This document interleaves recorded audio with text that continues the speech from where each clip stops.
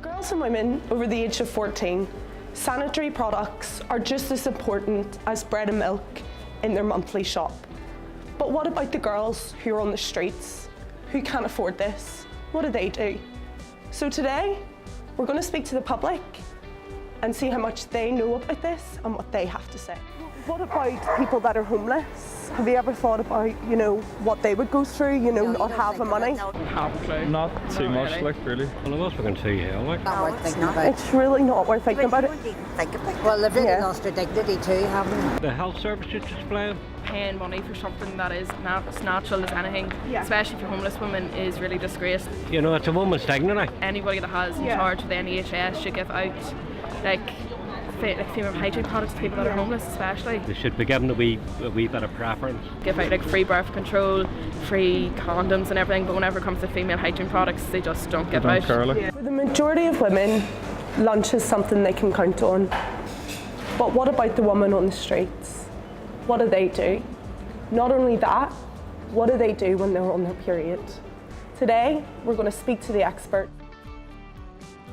Well, the Homeless Period Belfast is a volunteer-led campaign that collects donations of sanitary products for the homeless and other vulnerable women across Belfast.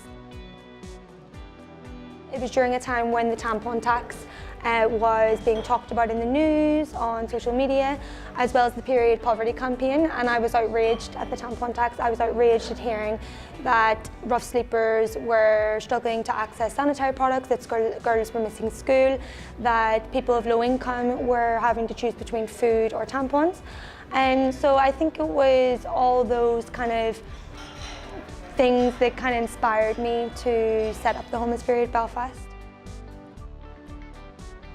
I've heard that women who find themselves in difficult circumstances during their period, they have to use the same tampon for the whole duration of their period. They have to use ripped up cloth, they have to use a sock, sometimes they go without. I think with everything that's been going on, there's a real women's movement nowadays with women wanting to help and support each other. And our project is that. It's helping the most vulnerable in our society, the most vulnerable women in our society who find themselves in difficult circumstances in their periods. So today, after everyone I've spoken to, what I'm going to do is pay it forward and help a girl out. Are you?